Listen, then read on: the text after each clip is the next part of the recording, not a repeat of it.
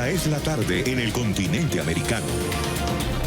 Cuando anochece en Europa y amanece en Asia, así cae la tarde en el continente americano y transcurre la noche y el amanecer en el resto del mundo. La tarde. Hola, bienvenidos a la tarde de NTN 24, el canal de las Américas. Soy Idania Chirinos. Como siempre, es un gusto y un compromiso compartir con ustedes cada tarde. Hoy, tarde de viernes, que anuncia el fin de semana que está por comenzar. Son las 5:02 en la costa este de los Estados Unidos. Venezuela será investigada por violaciones a los derechos humanos. El Consejo de Derechos Humanos de la Organización de Naciones Unidas aprobó en horas de la mañana en Ginebra una resolución para establecer una comisión de investigación independiente que adelante pesquisas sobre vulneraciones de derechos fundamentales en la nación suramericana. La ONU aceptó una solicitud del Grupo de Lima que pidió se investigaran ejecuciones extrajudiciales, desapariciones forzadas, detenciones arbitrarias, torturas y otros tratos crueles cometidos por el régimen madurista desde 2014. La decisión coincide con el anuncio del Consejo de la Unión Europea sobre sancionar a 7 miembros de las fuerzas de seguridad chavista por torturas y otras violaciones de derechos humanos. 4 de ellos en relación con la muerte del militar, del capitán Rafael Acosta.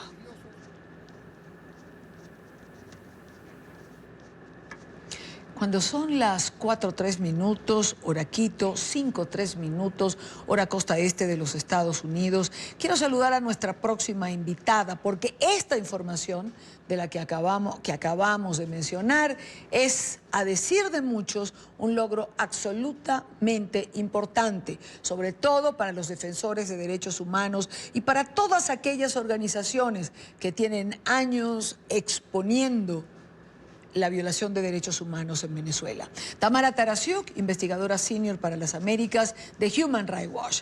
Tamara, bienvenida. Gracias por estar una vez más en la tarde. Buenas tardes, Idania. ¿Cómo estás? Bueno, hay mucho de Venezuela en la semana de hoy, pero quería comenzar dándole preponderancia a esto que ha ocurrido. Es la primera vez que esto ocurre en un país latinoamericano, es decir, es la primera vez que se designa una comisión investigadora para seguir lo que ha ocurrido en un país de nuestro continente. Esta es una medida excepcional que se ha dado en los casos más graves de violaciones de derechos humanos a nivel global. Existe este tipo de mecanismos para Myanmar, Siria, Corea del Norte, y la situación en Venezuela es tan grave que hemos llegado a crear un mecanismo de esta naturaleza en el marco del Consejo de Derechos Humanos. Tamara, ¿qué va a permitir esta resolución que se ha tomado el día de hoy de nombrar esta comisión investigadora? Esta comisión es muy importante porque es un paso lógico después de tanto diagnóstico. O sea, ya sabemos qué es lo que está pasando en Venezuela, hay abusos sistemáticos. Lo dijo la alta comisionada Bachelet en su informe, lo hemos dicho nosotros, lo han dicho las organizaciones, los periodistas en Venezuela. Entonces, una vez que tenemos un diagnóstico tan claro, tenemos que empezar a dar pasos fuertes hacia que se haga justicia, hacia la rendición de cuentas. Y esta comisión lo que puede es hacer una investigación exhaustiva que le permita determinar responsabilidades individuales y juntar evidencia que pueda luego ser compartida con la Fiscalía de la Corte Penal Internacional. La pregunta es cómo investigar si el régimen o sus representantes ya han dicho que esta comisión no va a entrar y que ellos de ninguna manera van a colaborar. Esto es muy interesante. Por un lado te diría que en principio lo ideal sería que entren, pero aún si no ingresan al país, tienen la posibilidad de hacer una investigación exhaustiva, como hicieron en algunas de estas crisis globales de derechos humanos que te mencionaba antes, produciendo informes muy contundentes. Y en el caso de Venezuela estamos hablando de una crisis que ha generado un éxodo de 4 millones de personas, más de 4 millones de personas, con lo cual hay amplia evidencia fuera del país para documentar lo que está pasando. Pero además es interesante ver esta combinación, o sea, esta resolución de la mano de otra resolución que fue aprobada ayer, que fue impulsada por Venezuela y con Irán, donde ellos se comprometieron a abrirse al escrutinio y a la presencia de Michelle Bachelet. Entonces hay que ver ahora cómo hacen para salirse de sus propios compromisos, sabiendo que si lo hacen, la respuesta de la comunidad internacional ya fue advertido, será mucho más dura. Ahora, ¿cuál es la diferencia entre esa resolución que mencionas, que se había aprobado el día de ayer, propuesta por Irán, con Venezuela detrás, o el régimen de Venezuela detrás, a la que se ha aprobado el día de hoy? La resolución que se aprobó ayer a instancias de Venezuela y de Irán, te diría, es una resolución light, donde en una movida política muy astuta del régimen de Maduro, trataron de convencer a la comunidad internacional que estaban dispuestos a la apertura, dispuestos a que Bachelet y su equipo llegaran al país.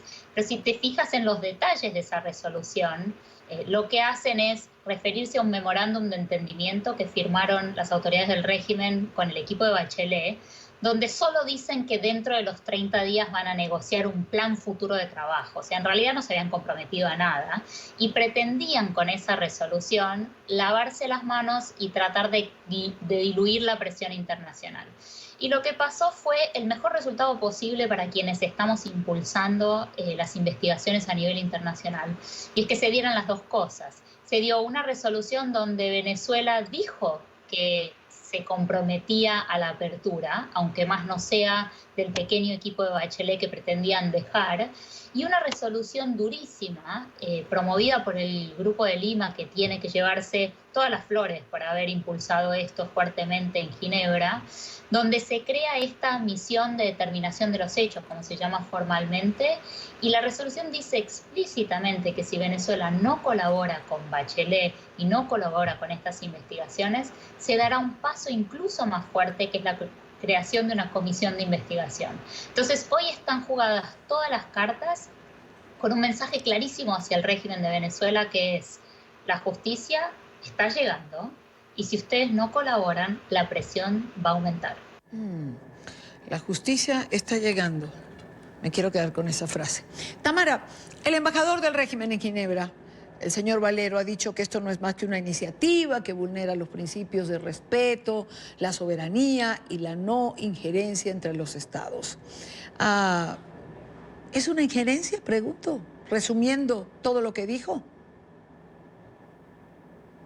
Es una tontería ese argumento, porque cuando estamos hablando de derechos universales no existe tal injerencia y no se puede jugar la carta de soberanía. Estamos ante una responsabilidad colectiva de proteger derechos de una población que los viene sufriendo no desde ayer, sino desde hace varios años, y ante una situación de abusos sistemáticos. Aquí hay un patrón de abusos contra la población que se viene documentando hace un tiempo, que viene de la mano de una emergencia humanitaria que no tiene precedentes y que las autoridades no han sabido abordar.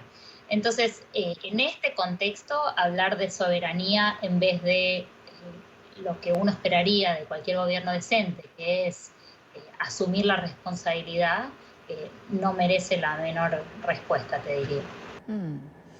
¿A quién corresponderá, Tamara, nombrar esta comisión? ¿Cómo van a escogerse sus miembros? La decisión de los miembros la hace el presidente del Consejo de Derechos Humanos. La resolución dice que tiene que estar operativa inmediatamente. En la práctica, este proceso puede demorar un mes. Los expertos son sugeridos por la Oficina de la Alta Comisionada, pero evidentemente quienes han tenido una alta participación en que esto se dé, como son los gobiernos del Grupo de Lima, nosotros, organizaciones de sociedad civil, haremos un esfuerzo enorme por proponer a expertos independientes y serios que puedan hacer este trabajo. Tienen un presupuesto de más de $2 millones y un mandato para presentar un informe de acá a un año. Entonces tienen todos los elementos para que esto salga bien, y tu punto es muy importante. El próximo paso es quién va a liderar estos esfuerzos. Tamara, podemos decir que hoy es un día ¿cómo calificarlo? Icónico, simbólico, un día en que podemos hacer un punto y aparte, un día para celebrar, sobre todo para las organizaciones como Human Rights Watch, que han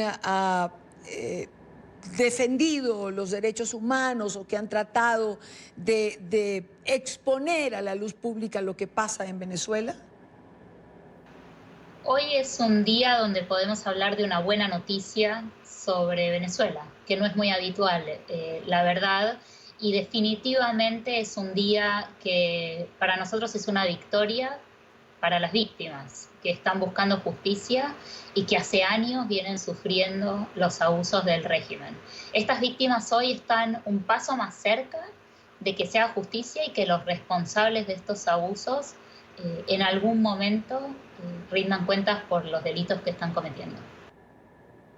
Quiero agradecer a Tamara Tarasiuk, investigadora senior para las Américas de Human Rights Watch, por estar con nosotros. Gracias, Tamara, por tu amabilidad de siempre.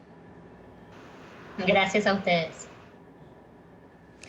Hace pocos minutos veían en las pantallas de NTN 24 la intervención de la vicepresidenta de Venezuela, del régimen de Nicolás Maduro, Delcy Rodríguez. Allí estaba ingresando a la Organización de Naciones Unidas con las fotografías en la mano que iba a mostrar en su alocución. La fotografía es la que hemos visto, por supuesto, de Juan Guaidó, con un miembro del presidente interino Juan Guaidó, con un miembro de la banda Los Rastrojos. Esto para señalar que hay asociación con el crimen por parte del gobierno interino, y anunció además que un funcionario del régimen ante la Corte Penal Internacional va a consignar un audio que mostraría esto. Representantes de varias delegaciones, entre ellas las del Grupo de Lima, se levantaron cuando entró la vicepresidenta. Pero todo esto lo analizaremos más adelante con Héctor Chamis, que nos acompaña en la tarde de hoy. Y Alejandro Rincón, nuestro periodista en Nueva York, estará con nosotros para relatarnos las incidencias de lo que fue la llegada de Delcy Rodríguez y lo que fue su intervención en la tarde de hoy. Se espera también, si no es que ya está en desarrollo, no ha comenzado, esta es la imagen, todavía no ha comenzado. Se anunció una rueda de prensa de la vicepresidenta Delcy Rodríguez, estamos nosotros allí, por supuesto. Cualquier información nos vamos a conectar evidentemente para luego poder comentar con... Era el presidente Vizcarra en su alocución. Nos acompaña en esta parte del programa Omar Cairo. Él es abogado, magíster en Derecho Constitucional de la Universidad Católica del Perú. Señor Cairo, muy buena tarde, bienvenido. Buenas tardes, Idania. ¿Cuál es el escenario que tiene por delante el presidente Vizcarra? ¿Qué es lo que está planteando para buen entendimiento de nuestra teleaudiencia? Lo que ha planteado el presidente es una propuesta de modificación de la ley que regula el nombramiento de los jueces del Tribunal Constitucional. Y el presidente del Consejo de Ministros va a plantear una cuestión de confianza, que es una solicitud de que se apruebe este proyecto, supeditando su permanencia en el cargo a que esa aprobación se produzca, de tal manera que si se aprueba la norma, el presidente del Consejo de Ministros y el gabinete permanece, y si se desaprueba, pierde el cargo todo el gabinete. Como ya ha ocurrido una destitución de un gabinete por decisión parlamentaria, sería la segunda vez que un gabinete pierde el cargo por decisión congresal, y en ese caso el artículo 134 de la Constitución le permite al presidente disolver el Congreso y convocar elecciones para un nuevo Congreso que complete el mandato del Congreso disuelto. ¿Esta sería la tercera vez que se plantea la cuestión de confianza? Sí, lo que ocurre es que no se planteó en los términos más precisos en las ocasiones anteriores, de tal manera que no hubo claridad sobre qué cosas se estaba pidiendo y respecto de qué se hacía la confianza. Esta vez el presidente ha sido claro y estoy seguro que el presidente del Consejo de Ministros también lo va a hacer al momento de identificar cuál es la norma y en qué tiempo requieren que se apruebe esta y sobre la cual hacen cuestión de confianza. De tal manera que transcurrido ese tiempo, si no se ha aprobado la norma, se va a entender que se va a denegar la confianza y el gabinete va a perder el cargo si es que no se aprueba. Si se aprueba, el procedimiento de nombramiento de los jueces del Tribunal Constitucional será con las nuevas reglas contenidas en la nueva ley. Esto, abogado, es una manera del presidente Vizcarra de forzar una convocatoria a elecciones. No, porque lo que había presentado lo que estaba en trámite hasta antes de ayer era un proyecto de reforma constitucional que pretendía el adelanto de las elecciones un año presidenciales y parlamentarias. Esta vez el proyecto lo que hace es pedir la modificación de las reglas para nombrar al Tribunal Constitucional. El Congreso tiene dos caminos: o las aprueba o, al desaprobarlas, como se ha hecho cuestión de confianza, habilita al presidente a que el Congreso se disuelva. Y las elecciones son solamente para un Congreso que dure un año, o sea, 2020-2021. Es decir, para que complete el mandato del Congreso que inició sus funciones en 2016. ¿Cómo están las fuerzas del presidente dentro del Congreso? El presidente está en minoría. Lo que va a tener que hacer la mayoría adversa al presidente es decidir si prefiere aprobar las nuevas reglas o prefiere desaprobarlas y con eso habilitar su disolución.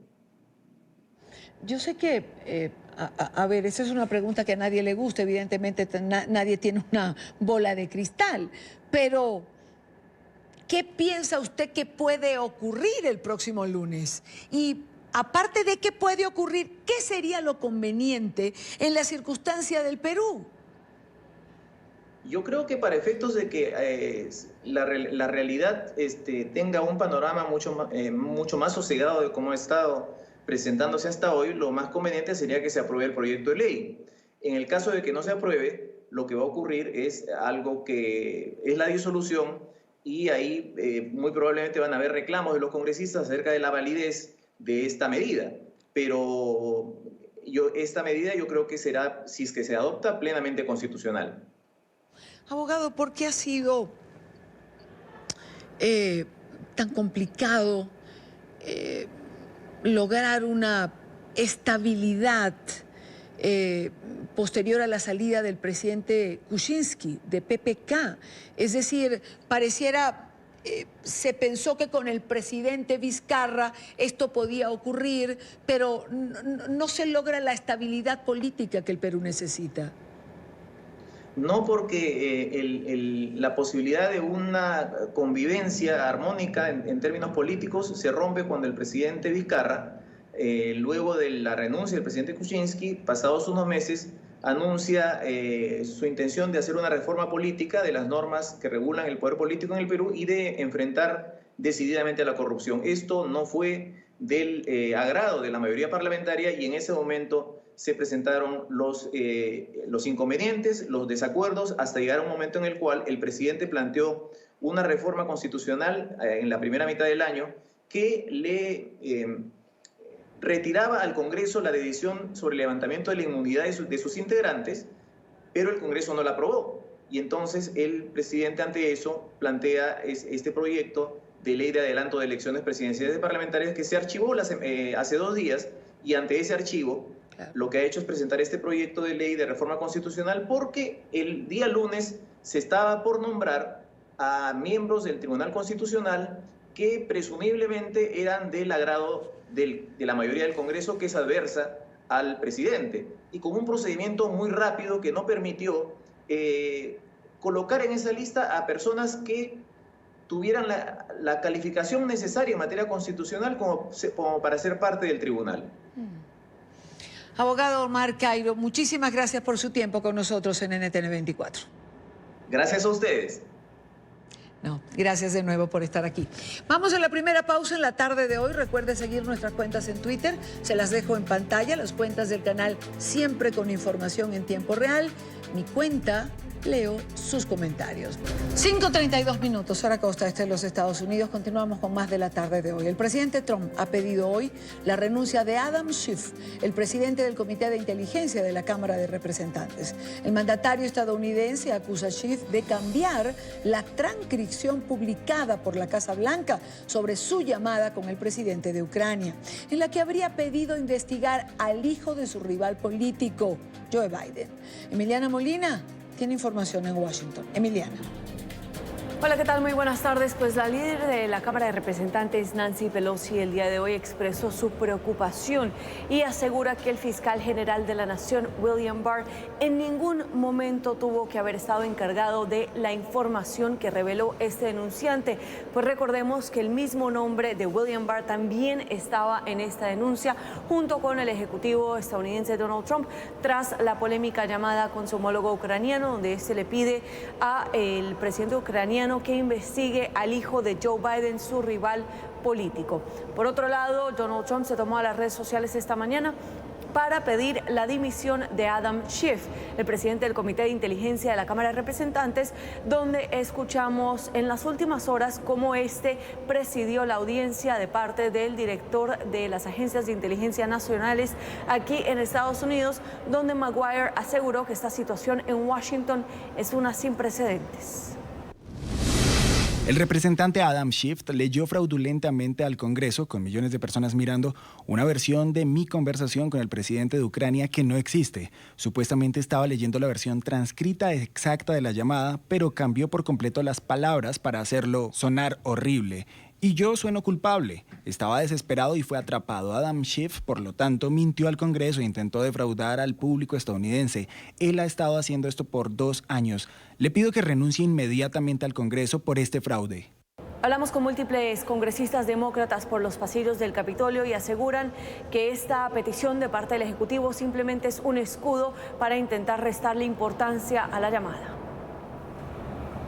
Que al fin del día lo que está pasando es que los Estados Unidos como un país está muy dividido y estas acciones de este presidente siguen dividiendo este país.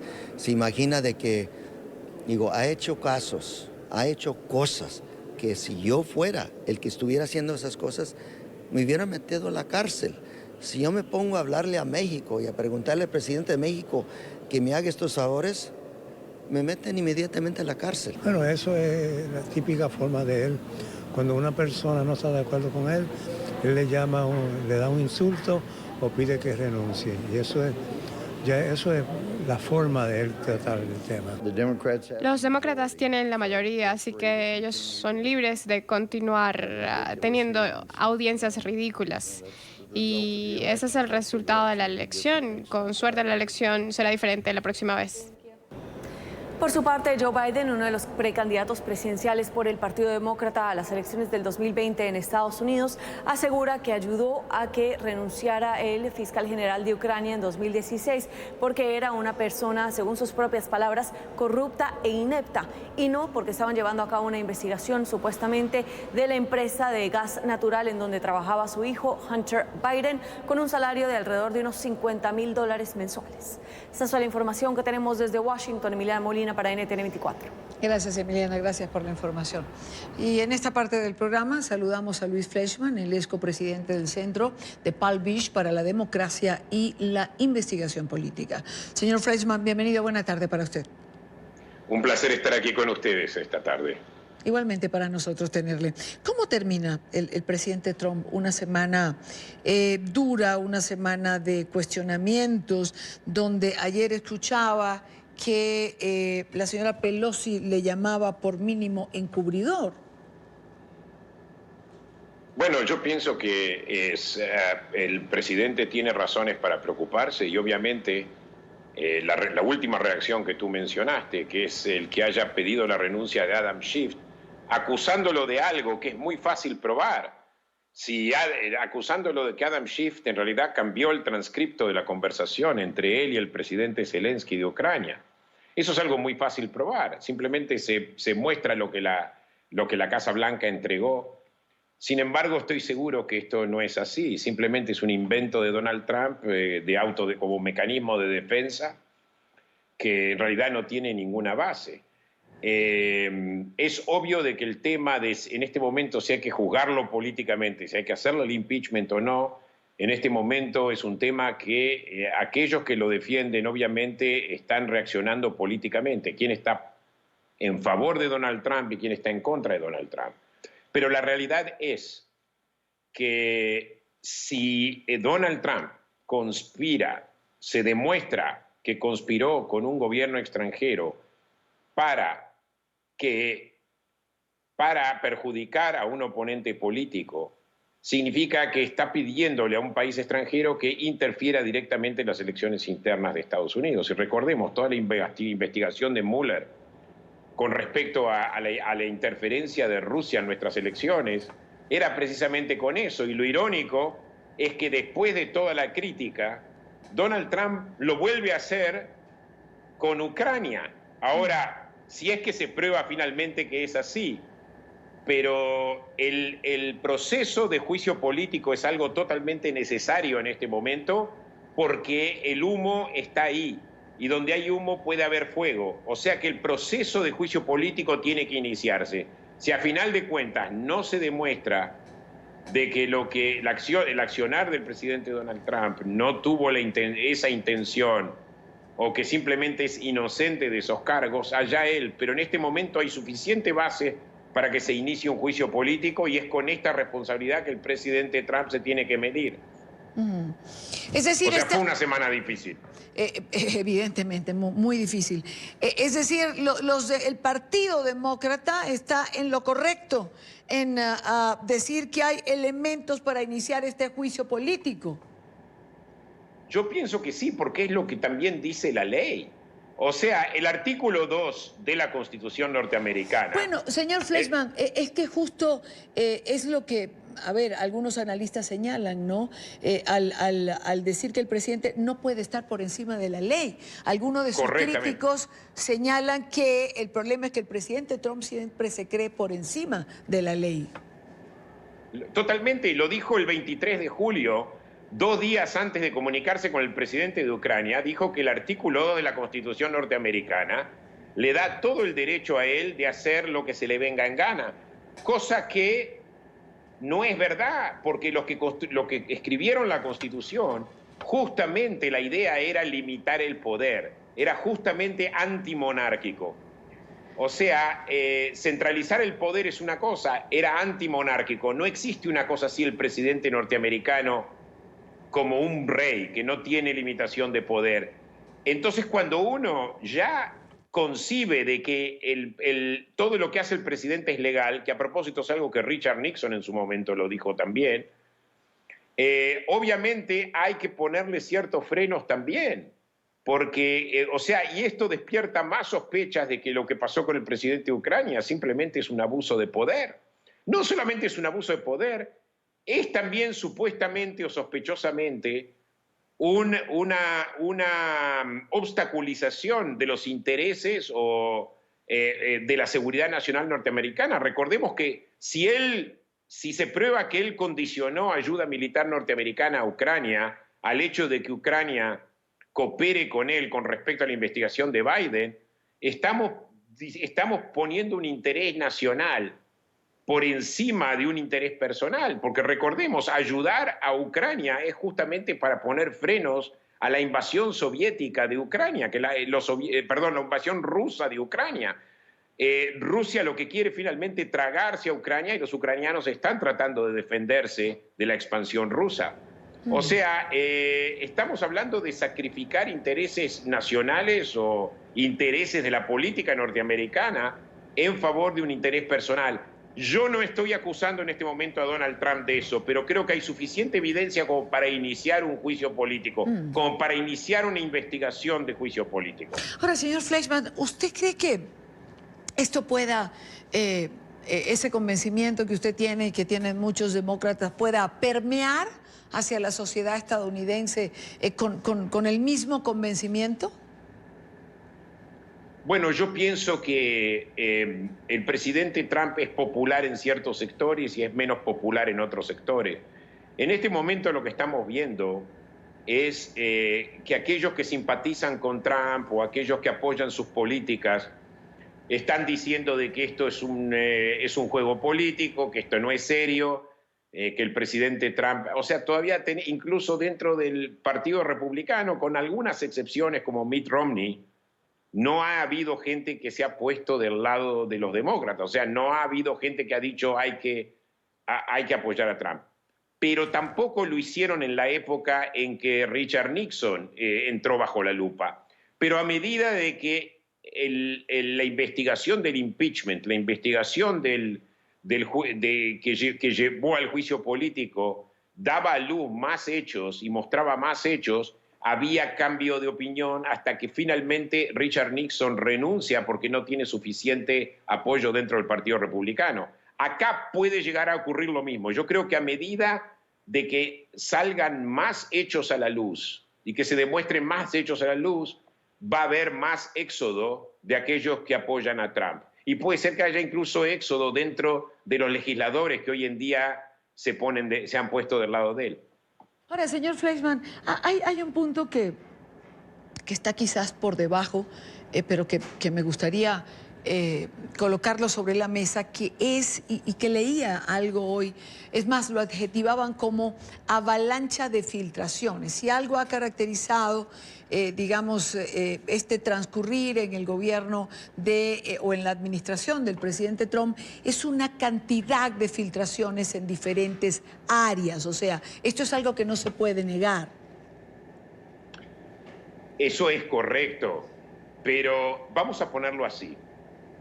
En la época de Obama también hubo filtraciones, ¿verdad? Pero es correcto que en la época de Trump hay más filtraciones que en otros momentos. Y lo interesante es que las filtraciones no vienen de oponentes políticos necesariamente. Por ejemplo, en el caso del denunciante, lo que en inglés se le llama el whistleblower, el denunciante aparentemente recibe información de gente que está en la Casa Blanca, de gente que tiene acceso cercano al presidente Trump. Hace unos meses también vimos que hubo una publicación anónima en las páginas del New York Times de alguien que estaba dentro de la administración, pero dice que se ve con la obligación de seguir en la administración para denunciar las acciones que son malas, las acciones inaceptables. Esto te lo digo como opinión personal, si es que hay tantas filtraciones dentro de la administración Trump, significa de que hay gente que está totalmente sorprendida y ultrajada de las violaciones que se cometen en esta administración. Esa es mi conclusión inicial. No digo que sea mi conclusión final, pero esa es mi conclusión inicial. No es la primera vez que hay denuncias, y estas denuncias vienen desde adentro, es porque alguien piensa que esto está mal. Y esa es la razón. Yo no pienso que es porque, o sea, y por otro lado, recordemos, la ley del denunciante protege al denunciante dentro de la comunidad de inteligencia. Y pienso de que justamente parte de la democracia es que aquellos que denuncian no están intimidados por una administración que intimida, como es la administración Trump.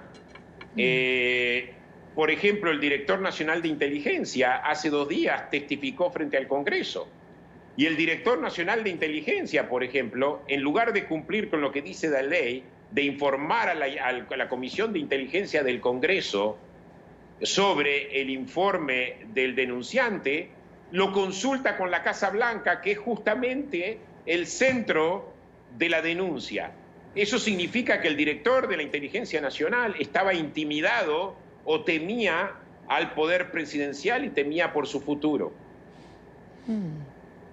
Bueno, digamos que en esta materia hay mucha tela que cortar y que la semana termina, ha sido una semana dura, pero que este tema se extiende y seguramente abarcará los próximos días. De eso no hay ninguna duda. Esta confrontación y esta batalla, además, que plantea el presidente Trump, que seguramente estará absoluta y totalmente activo el fin de semana a través de sus redes sociales. Él pasa siempre a ser su mejor defensor en circunstancias como esta. no siempre con éxito. Bueno, ya eso es otra cosa. Señor Y a Fleischmann. propósito, yo no soy un demócrata, pero soy un legalista, soy un constitucionalista. Vale, señor Fleischmann. No soy un demócrata del Partido Demócrata, digo. No tengo afiliación con el Partido Demócrata, en realidad tengo afiliación con el Partido Republicano. Ah, pues interesante. De todas maneras, no lo habíamos presentado ni como demócrata ni como republicano. No, yo tampoco quiero ser presentado así. Yo soy un académico lo más objetivo posible. Gracias, señor Fleischmann. Gracias por acompañarnos en la tarde de hoy. Un placer. Igualmente para nosotros tenerle. Son las 5:48. Y a propósito del tema, fuertes palabras de la exsecretaria de Estado de los Estados Unidos, Hillary Clinton, en contra del presidente Trump. La exfuncionaria rival de la campaña presidencial del republicano en 2016 expresó su apoyo al proceso de juicio político contra el mandatario. Dijo que no cree que Trump sea reelegido para un segundo periodo. Además aseguró que representa a Trump una amenaza para el país. En una entrevista con el programa de televisión CBS Sunday Morning, Clinton calificó al presidente como un tornado de corrupción humano. Se debe proceder con una investigación de impugnación contra el presidente, quien ha traicionado su juramento a defender la Constitución. Él representa un peligro claro para nuestro futuro y para nuestra democracia. Sabemos quién es Donald Trump desde hace tiempo. Sabíamos que era un hombre de negocios corrupto que engañaba a la gente. Sabemos que su campaña invitaba a adversarios extranjeros a manipular nuestras elecciones. Y ahora sabemos que en el desempeño de sus funciones como nuestro presidente nos ha puesto en peligro a todos al anteponer sus intereses personales y políticos a los intereses del pueblo estadounidense. Tenemos que hablar de lo que está en juego con el juicio político y tenemos que abogar por lo que está en juego en las próximas elecciones. Fue como aplicar a un trabajo y recibir 66 millones de cartas de recomendación y perderlas por ser un tornado de corrupción humano. Era Hillary Clinton. La comunidad cubana, en otro orden de ideas en la Florida, celebra las recientes sanciones impuestas por Estados Unidos a Raúl Castro y a sus hijos. Han dicho que la decisión, motivada por el apoyo de La Habana al régimen de Maduro, abre el camino para que la comunidad internacional tome medidas contra este régimen castrista. En Miami, Paola Serna tiene las reacciones. Paola. Hola, ¿qué tal? Muy buenas tardes. Pues bien, el exilio ha denominado este día de sanciones o el anuncio de estas sanciones en contra de Raúl Castro y su familia como un día histórico. Nos han comentado también los representantes de las organizaciones cubanas en el exilio que desde Cuba han recibido llamadas por parte de las personas del pueblo cubano, quienes dicen estar también muy felices por esta decisión. Dicen que gracias a estas sanciones y reconocer que Raúl Castro es un violador de los derechos humanos le da una luz de esperanza también a las personas en la isla. Es un día histórico, es un día de justicia.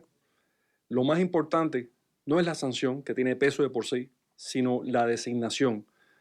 El que el gobierno de Estados Unidos y el Departamento de Estado designen a alguien como violador de los derechos humanos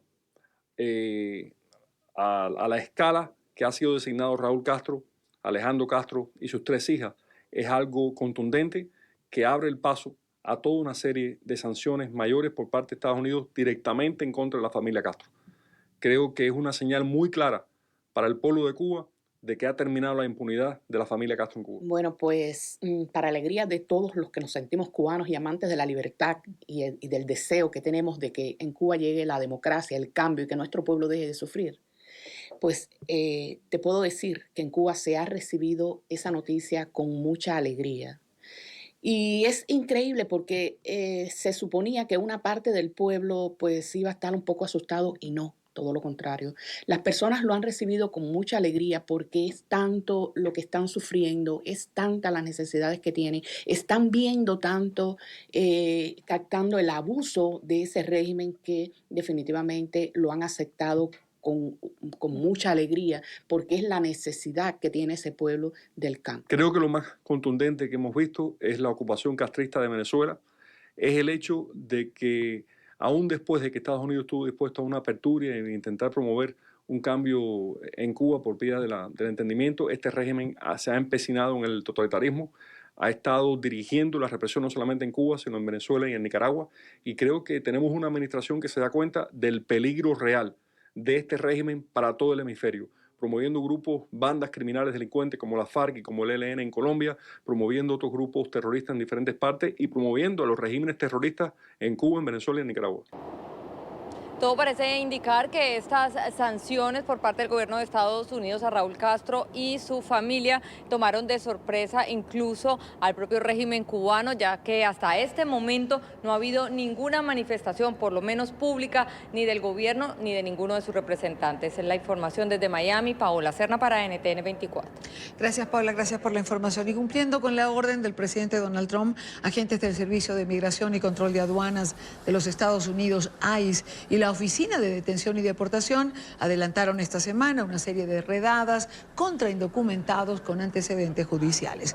El director de ICE anunció que 1.300 inmigrantes fueron arrestados en operativos que tuvieron lugar en varias ciudades del país. Según este reporte, solo en la Florida fueron detenidos 139 indocumentados de 20 países, de los cuales 75 habían sido acusados de asalto, agresión sexual a menores, robo, pornografía infantil, posesión de cocaína, conducir bajo la influencia de drogas o en estado de ebriedad.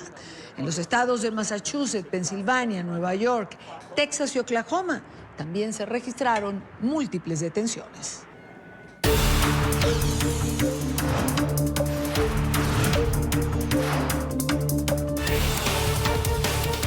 Y hoy en el cierre de la semana de la Asamblea General de la ONU, la delegación del gobierno interino de Venezuela hizo un balance de las gestiones que ha realizado en Nueva York. Julio Borges, canciller del gobierno encargado, destacó la reunión de cancilleres del Tratado Interamericano de Asistencia Recíproca, el TIAR, y la reunión de presidentes latinoamericanos con el mandatario estadounidense, Donald Trump, para hablar sobre la crisis bajo el régimen de Nicolás Maduro. Lo que nosotros manejamos es al revés. Es que ese dinero va a ser ejecutado, administrado y absolutamente monitoreado por agencias norteamericanas, como lo hacen con todos los planes de cooperación y ayuda a la sociedad civil durante décadas. Y esa es la idea, que sea un dinero absolutamente manejado, controlado y ejecutado por las agencias americanas. No va a haber ningún venezolano que pueda tener de alguna manera el señalamiento que está manejando esos fondos, y eso ha sido una condición que ha puesto el presidente Guaidó precisamente para dejar una muralla muy clara en lo que significa esos fondos y la administración de esos fondos. Hablaba el canciller del gobierno interino de Venezuela sobre los fondos aprobados por los Estados Unidos en apoyo a la oposición de Venezuela. Y antes de la pausa comercial, es una noticia corta. Google cumple 21 años de haber aparecido en Internet y este viernes lo celebra con un doodle. El 27 de septiembre de 1998, el buscador fue lanzado como una plataforma digital que se especializa en temas relacionados con Internet, software, dispositivos electrónicos y otras tecnologías. Hace 21 años, 2 estudiantes de doctorado de Stanford, Sergey Brin y Lawrence Page, publicaron un artículo sobre el lanzamiento de un prototipo de un motor de búsqueda a gran escala. Hoy, Google opera en todo el mundo en más de 100 idiomas, respondiendo a trillones de consultas de búsqueda cada año. Tiempo de una nueva pausa en la tarde de hoy. Ya venimos con más información. Quédese con nosotros. Héctor Chamis nos acompaña en la próxima parte y hacemos un balance general de lo que ha sido esta semana de Asamblea General de la Organización de Naciones Unidas, donde indiscutiblemente Venezuela ha sido uno de los temas protagónicos. Ya venimos. 11 minutos en la costa este de los Estados Unidos. Ahora sí, hacemos conexión con Nueva York en la Asamblea General de las Naciones Unidas, donde está nuestro periodista Alejandro Rincón. Alejandro, ha sido una semana de intenso trabajo que culmina de alguna forma el día de hoy con la intervención de la vicepresidenta de Venezuela, Delcy Rodríguez. Bienvenido.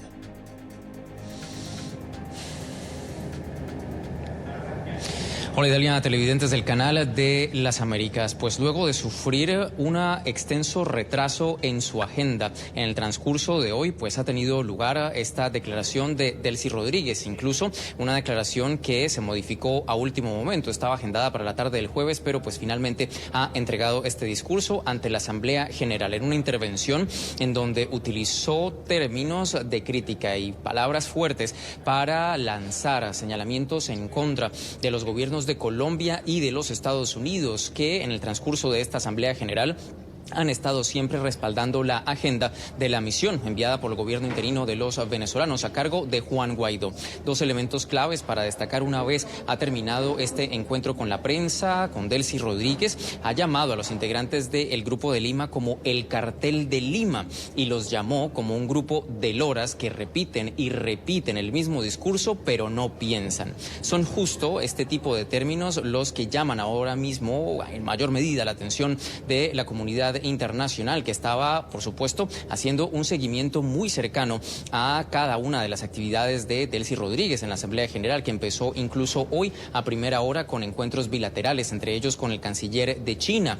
También en el transcurso de esta jornada, pues en el transcurso se ha visto otro tipo de acercamientos con delegados de la misión de Rusia y con otros países que hasta el momento han sido aliados del régimen de Nicolás Maduro en territorio venezolano. Otro argumento clave por destacar de lo que ha dicho Delcy Rodríguez aquí en la sede general de Naciones Unidas está relacionado con la entrega de un video a la Corte Penal Internacional con la confesión de un paramilitar o un grupo irregular de Colombia, alguien a quien Delcy Rodríguez identificó como alias Nandito. Una confesión que, de acuerdo con las palabras de Delcy Rodríguez, pues han sido entregadas a este ente internacional con el objetivo de presentar denuncias por la presencia de estos grupos irregulares en el territorio colombiano. De momento, luego de esta declaración con la prensa, en donde además reaccionó y criticó la decisión tomada por el Consejo de Derechos Humanos de Naciones Unidas de implementar una misión de investigación de ejecuciones extrajudiciales y otras violaciones a los derechos humanos. Sobre este punto en particular, vale la pena mencionarlo también, y Dani, televidentes de la tarde, NTN 24 le consultó directamente por la cooperación que, de acuerdo con lo dicho por Delcy Rodríguez, se mantendrá con la Organización de Naciones Unidas. Ese, de hecho, era uno de los elementos más importantes que marcaban un antecedente a esta declaración. Esa decisión del Consejo de Derechos Humanos de avanzar en investigaciones por violaciones a los derechos humanos que se atribuyen directamente al régimen de Nicolás Maduro, algo que, de acuerdo, y le reiteramos, preguntada directamente por NTN 24, pues Delcy Rodríguez aseguraba que ellos han firmado un convenio de cooperación con la ONU y que se mantendrán esos términos para mantener pues esta asociación con la Organización de Naciones Unidas. Por ahora, al terminar esta rueda de prensa, con el dato de cierre siguiente los dejo, termina la agenda de Delcy Rodríguez aquí en la sede general de la ONU con un encuentro bilateral con Antonio Guterres, que está previsto para el transcurso de esta tarde. Allí pues obviamente abordarán algunos temas que son pues de todo el interés de la comunidad internacional. Y Dani, es lo que tenemos para ustedes por ahora. Continúen con más en la tarde. Alejandro, gracias por la información. Por supuesto, en nuestra emisión estelar usted tendrá lo que ha sido esta rueda de prensa, lo que ha dicho la vicepresidenta de Delcy Rodríguez. Y gracias, Alejandro. La rueda de prensa acaba de terminar hace unos minutos y Alejandro nos ha hecho esta síntesis. Buena tarde para ti. Gracias. Antes de esta rueda de prensa, fue que Delcy Rodríguez se dirigió al foro de la Asamblea General. Al comenzar su discurso ante el pleno de la Asamblea, Delcy Rodríguez presumió de un presunto sistema de protección social que lleva adelante el régimen de Nicolás Maduro. Yo quiero compartir con ustedes parte de lo que decía antes de ir con nuestro invitado, con quien vamos a hacer un balance de lo que ha sido esta semana. Pero yo quiero referirme particularmente a este fragmento del discurso de Delcy Rodríguez. Nada dice la mediática mundial sobre el sistema de protección social que existe en Venezuela y que abarca, sin distingo alguno, a casi 19 millones de venezolanos y venezolanas.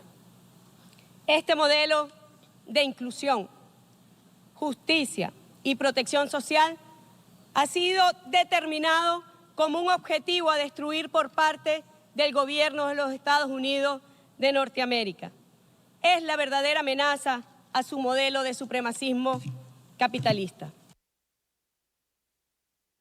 Esto era parte de lo que decía Delcy Rodríguez. Hablaba de un sistema social y de justicia que beneficiaba aproximadamente 19 millones de personas.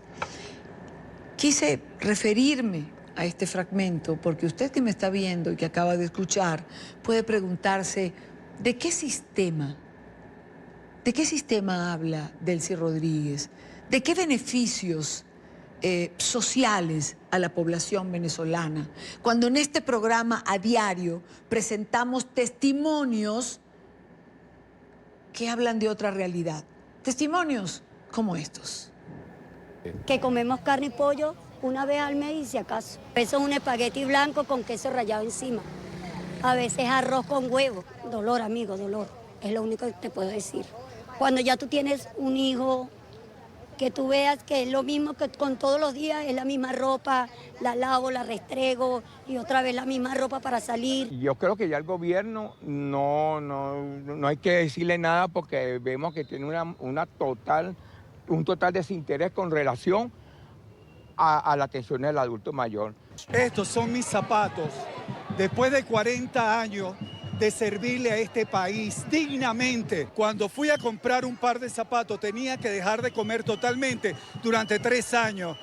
Vi un pedazo de caucho cerca de mi casa, agarré un esmeril y aquí está, ya tengo 1 año con ellos.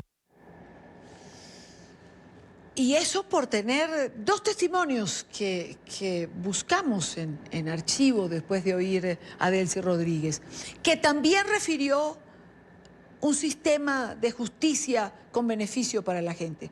Solo quiero traer a colación las cifras del Foro Penal venezolano actualizadas al 23 de septiembre. Total de presos políticos, 477.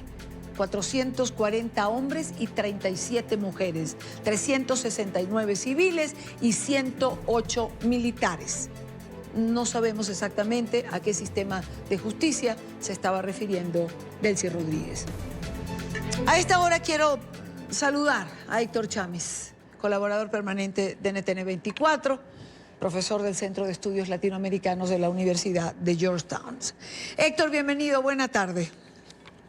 Hola Idania, buenas tardes. Un gusto para mí estar contigo. Igualmente para nosotros tenerte, además gracias por atendernos. Ha sido una semana intensa, sé que has viajado constantemente, pero vale la pena hacer un resumen de lo que ha sido esta semana de actividad diplomática en Nueva York alrededor de la Asamblea General de Naciones Unidas.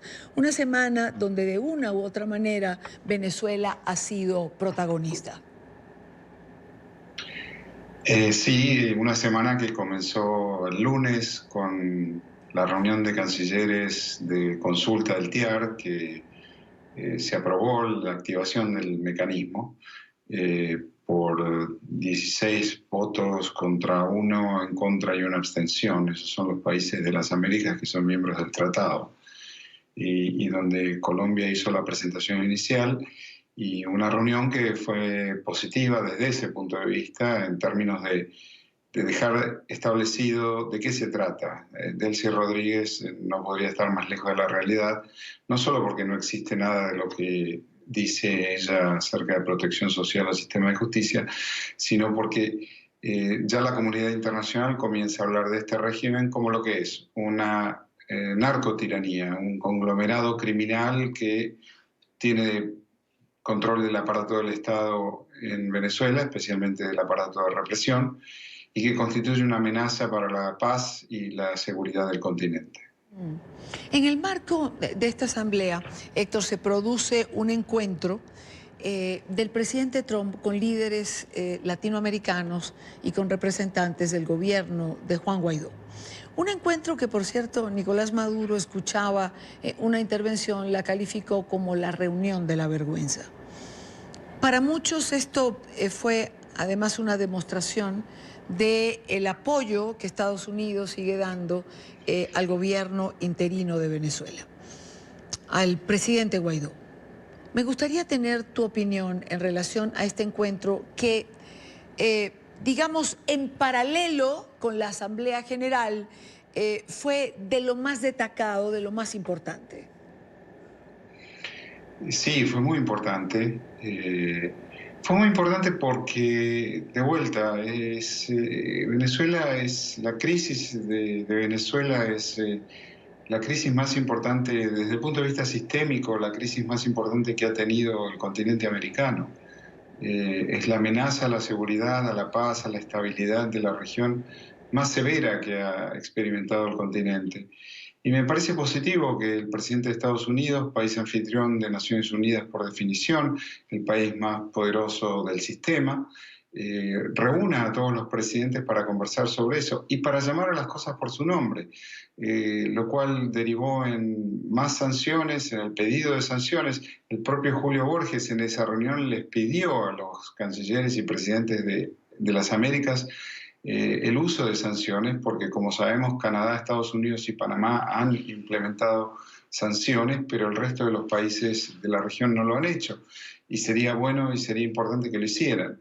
Y entonces ya no solo hay que llamar a las cosas por su nombre, sino que hay que estar permanentemente atentos a esta crisis y a encontrar caminos de resolución, porque nuevamente, Idania, no me canso de repetirlo, yo creo que no solo esta crisis es una amenaza a la paz y la estabilidad, sino que además es una amenaza al sistema democrático como tal en las Américas. Una región que en su totalidad han abrazado la democracia como sistema político y que ha firmado tratados y compromisos internacionales entre sí para mantenerlo, y que esta crisis de Venezuela amenaza la reproducción en el tiempo de ese sistema político.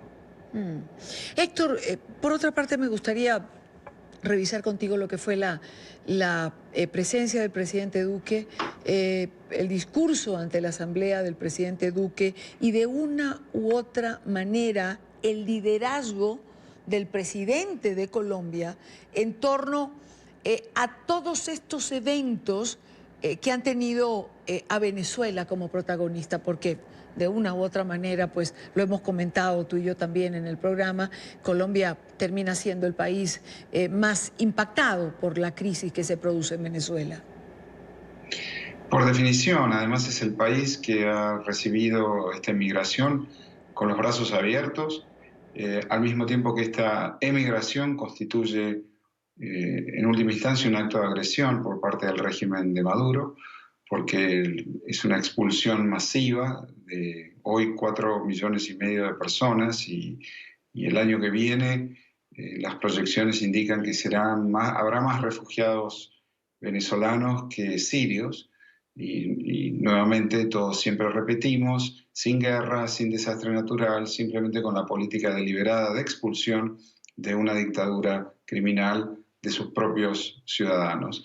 Y efectivamente, así como el canciller Holmes Trujillo lo hizo en la OEA 2 semanas atrás, el presidente Duque lo hizo en Naciones Unidas, se presentó evidencia, se dio un detallado informe, se presentó y se distribuyó un detallado informe de qué se trata, acerca de qué se trata esta amenaza, en la protección y financiamiento de grupos terroristas, del ELN. Está documentado también que el atentado a la escuela de policía en Bogotá fue organizado y planeado desde territorio venezolano y las FARC disidentes grabaron aquel video en territorio venezolano y se sabe que la minería ilegal en el Orinoco es en una buena parte llevada a cabo por parte de elementos del ELN y entonces Colombia tiene que defenderse y Colombia se defiende por la vía del multilateralismo, de construir alianzas con los otros países de la región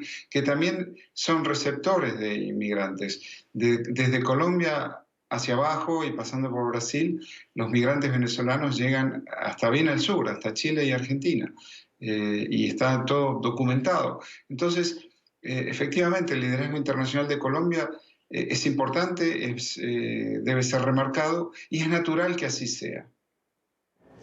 Y quisiera cerrar nuestra conversación de hoy con lo que quizás es una de las noticias más importantes que se producen al cierre de la semana, y es lo que determinó el Consejo de Derechos Humanos de la Organización de Naciones Unidas. Y es finalmente el nombrar, más allá de los intentos que habría hecho el régimen de Venezuela, una comisión que investigue la violación de los derechos humanos. Lo que las diferentes organizaciones que tienen tiempo trabajando en esto, evidentemente consideran un triunfo el día de hoy.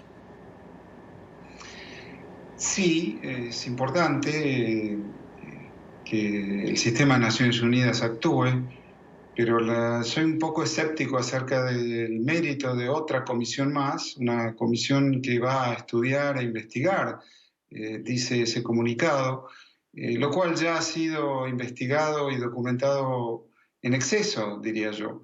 Existen cantidades de informes donde se dan cuenta de las torturas, de las víctimas, de las ejecuciones ilegales, las torturas sexuales, la desaparición forzada, las detenciones arbitrarias y toda una serie de crímenes de lesa humanidad que ya han sido denunciados con informes que dan cuenta de ello, con testimonios de víctimas.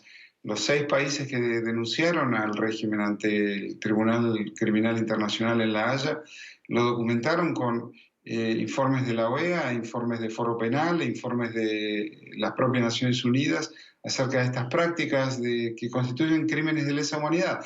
Me parece bien siempre y cuando esto no signifique demorar más y volver a supeditar nuevas acciones por parte de Naciones Unidas a lo que determine dicho informe, que contendrá evidencia que ya tenemos. Me explico, Idania. Entonces, a veces, sí, el lenguaje favorable no necesariamente significa la acción favorable. Esto tiene que ver con que el informe de la comisionada Bachelet habla de 2 años de tiempo para que el régimen proporcione documentación para resolver y superar el problema de la tortura.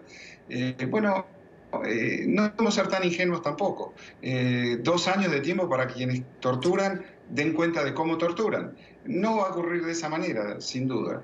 Entonces, la comunidad internacional tiene que actuar más que presentar un nuevo informe y actuar para encontrar la manera de desalojar a esta camarilla criminal del poder en Venezuela.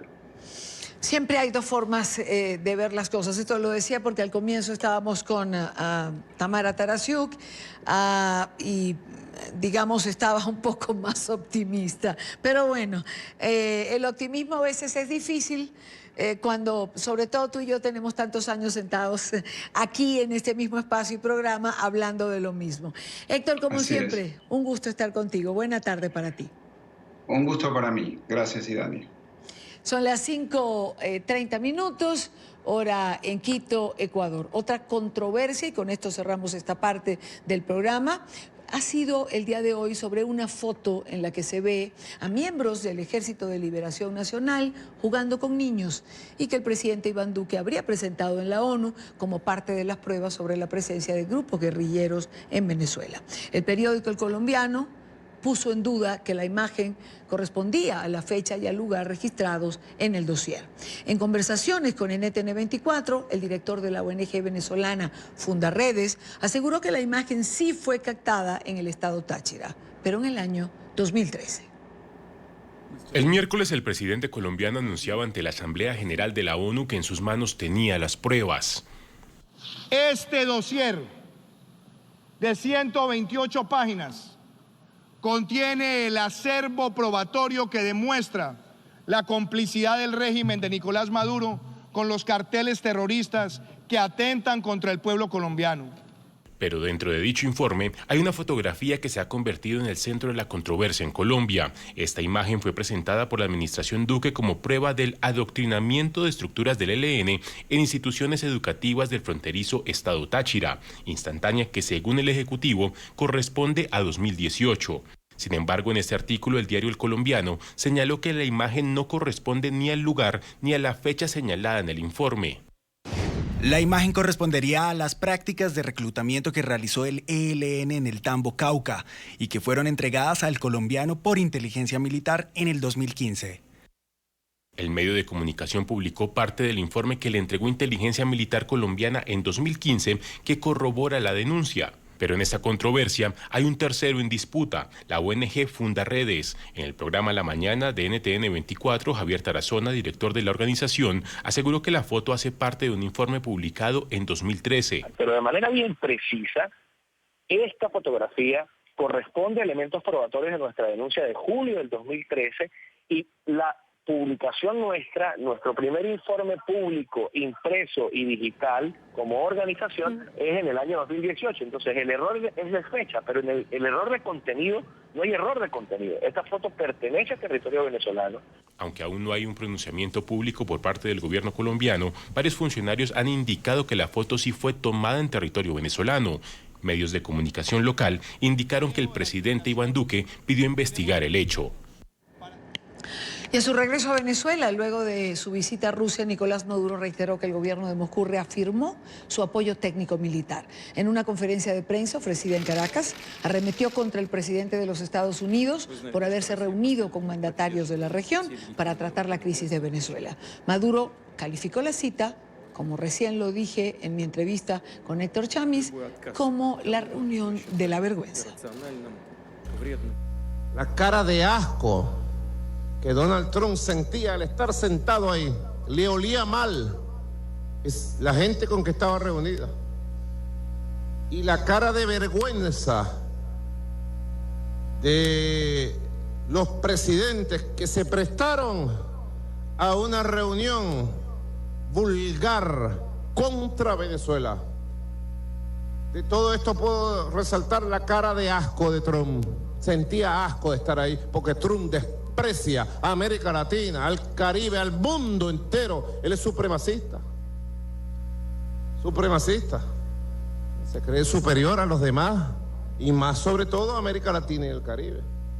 Solamente fue a esa reunión por su obsesión fatal que tiene contra Venezuela. Y fue a esa reunión buscando cómo escaparse de la noticia del impeachment que han iniciado contra él. Buscando cómo se escapaba del impeachment, de la noticia, buscando qué inventaba contra Venezuela para tapar una noticia con la otra, y no lo logró. Puedo decir que eso fue una reunión de la vergüenza. Y por otra parte, Venezuela continúa enviando petróleo a Cuba, algo que rechazan los ciudadanos venezolanos, pues señalan que el dinero que pudiese ingresar por la venta del mismo serviría para paliar la crisis. Aseguran que el subsidio a la isla se mantiene como un pago por favores políticos y de soporte a la dictadura. Luis Laya, con el reporte. Hola, buenas tardes. Esta semana Venezuela envió 2 nuevos buques petroleros a Cuba, esta vez cargados de combustible para paliar la crisis energética que hoy afronta la isla. La situación, según los expertos, es de cerca de 60.000 barriles diarios los que se envía a Cuba. La isla recibe el petróleo venezolano, mientras que los ciudadanos mueren de hambre en las calles. Rechazan estos envíos. Venezuela está hundida porque el petróleo lo están usando para otras cosas, donde puede estar en Venezuela. El petróleo es mal utilizado por parte del régimen de Maduro. Así lo denuncian las personas, los ciudadanos, quienes señalan que en vez de regalarlo a Cuba, debe invertirse en superar la crisis. Toda la crisis que está pasando a Venezuela. Imagínate, mucha gente que se está muriendo de hambre aquí en Venezuela. Esta semana Venezuela envió 2 buques a Cuba para aliviar la crisis de energía. Envíos que, según los expertos, rondan alrededor de los 60.000 barriles diarios. Que es más importante enviarle petróleo a Cuba que satisfacer los requerimientos de la población venezolana. Esto ocurre durante una de las más graves crisis de la industria petrolera, que ha reducido la producción a 712.000 barriles diarios, lo que no alcanza ni siquiera para pagar la deuda con Rusia y China. Venezuela está en medio de una crisis profunda y sin embargo seguimos exportando petróleo subsidiado a condiciones impresionantes hacia Cuba. Además, las personas denuncian que esto se mantiene como una forma de pago a Cuba por la asesoría política para sostener la dictadura venezolana. Está pagándole la asesoría a los cubanos, que gracias a esa asesoría es que se han mantenido en el poder. También hay quienes apoyan estas ayudas y culpan al supuesto bloqueo de la crisis que vive el país. Bueno, pero porque vivimos en la crisis, porque nos tienen trancados. Pero por eso no podemos dejar de ayudar a otras personas. Sin embargo, esto representa un riesgo legal para Venezuela. Las sanciones de Estados Unidos han hecho que incluso se busquen vías irregulares para enviar este petróleo. transbordo en alta mar de un buque a otro, o que apagan los transponders para que no puedan ser seguidos por satelitalmente esos buques, en fin. De mantenerse el subsidio, el país podría empeorar su crisis debido a la caída de los ingresos. Según el FMI, el Producto Interno Bruto venezolano caerá en 35% este año. Los expertos aseguran que hoy está comprometida la producción petrolera venezolana. No se produce más de 800.000 barriles diarios. La deuda con Rusia y China es superior a esta cifra. Además, se regala combustible y otros derivados a Cuba. Es una situación insostenible para el país. Desde Caracas, Venezuela, para la tarde de NTN 24, Luis Alejandro Laya. Avanza en Guatemala la investigación de presuntos ilícitos cometidos por la Comisión Internacional contra la Impunidad, la CICIG, durante sus 12 años de operación en el país. Recordemos que la Comisión Internacional contra la Impunidad en Guatemala terminó su trabajo en este país centroamericano a principios del mes de septiembre por órdenes de Jimmy Morales, el presidente, luego de que el organismo pidiera investigarlo por presunta financiación ilegal de su campaña a la presidencia. Recordemos que ayer conversamos con uno de los diputados que conforman la comisión y decía que no se trata de una retaliación. Hoy el pueblo que es soberano, que es el que escoge al Congreso de la República, en el Congreso de la República, la gran mayoría de los diputados, y por eso se crea este decreto, tenemos que encontrar a ver qué fue lo que verdaderamente pasó. Hay muchas denuncias sobre ilegalidades que se cometieron y la idea es poder ser muy objetivos y muy éticos en investigación. Es una gran responsabilidad que nosotros como diputados podemos hacer porque al final de cuentas vamos a describir el último capítulo de la CICIG y va a ser el capítulo que va a denotar si es que hubieron ilegalidades, si se cumplió el convenio que se firmó y si hubieron ilegalidades vamos a denunciar ante las autoridades competentes. Por cierto que ayer en su último discurso ante la Organización de Naciones Unidas, el presidente Morales arremetió contra esta instancia auspiciada por las propias Naciones Unidas. Dijo que dicha comisión vulneró los principios de la soberanía nacional. Porque Guatemala le abrió las puertas a Naciones Unidas para que nos apoyara a luchar contra la corrupción y la impunidad. Sin embargo, la baja moral y el poco profesionalismo del excomisionado de CICIG lo llevó a cometer una serie de acciones que los buenos guatemaltecos no estamos dispuestos a tolerar ni a olvidar. Exijo a esta asamblea que se haga un informe exhaustivo del actuar de la CICIG en Guatemala con objetividad conforme a los hechos.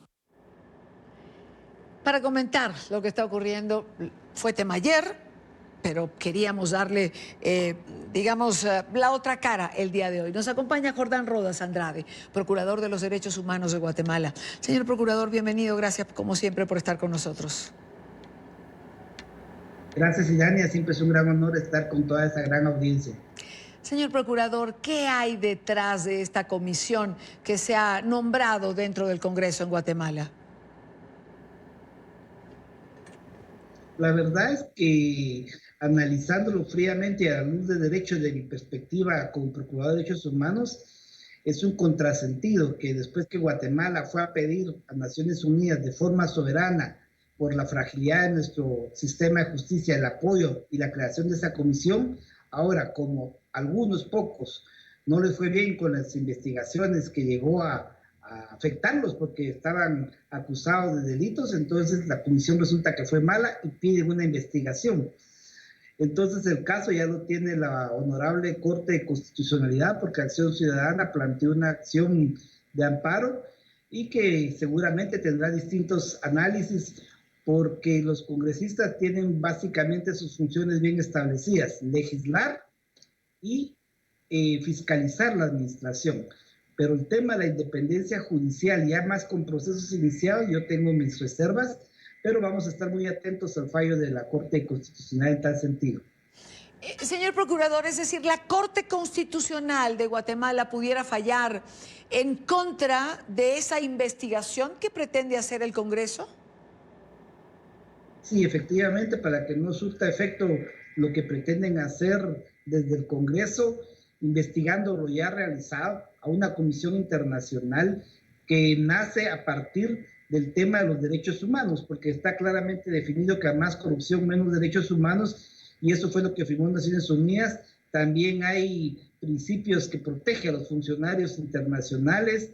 Entonces, La verdad tiene muy pocos elementos jurídicos de fortaleza esta creación de la comisión, pero como respetuoso del Estado de Derecho vamos a esperar que resuelva la Corte Constitucional. Ahora, señor procurador, evidentemente no sabemos qué va a ocurrir, cuál será el fallo de la Corte Constitucional, pero en el caso de que fuese en contra de esta investigación, bueno, no podrán decir que se está socavando la autonomía institucional o que no se están respetando las leyes. Bueno, pueden decir cualquier cosa porque tienen algunos medios de comunicación que están monopolizados, que es una caja de resonancia para ese tipo de discursos de soberanía. Pero la soberanía realmente ya ese discurso ya no se les cree, porque recuérdense lo que pasó recientemente con el acuerdo de tercer país seguro. Entonces, para una cosa es soberanía y para otra no, entonces una soberanía de hule a la conveniencia. Yo espero que se respete el fallo, sea cual sea, de la Corte de Constitucionalidad, en este caso, en la creación de esta comisión. ¿Tuvo usted la oportunidad, señor procurador, de escuchar al presidente Morales en la Asamblea General? Poníamos nosotros en el programa un fragmento de lo que fue su intervención hablando de la CICIG. Imagínense, la única paz que puso en riesgo fue la de él, su familia y sus aliados políticos y económicos. El 70% de la población respaldan y apoyan el trabajo de la CICIG y se valora. Yo como procurador, la verdad que sentí una gran vergüenza ajena de escuchar al presidente de mi país en un foro tan importante, en lugar de aportar logros reales, ir a despotricar en contra de Naciones Unidas mismas. Es un sinsentido, es desaprovechar un foro tan importante para cosas baladís y que solamente a él le interesan. Señor procurador Rodas, volviendo a esa frase del presidente Morales de que la CICIG puso en riesgo la paz social,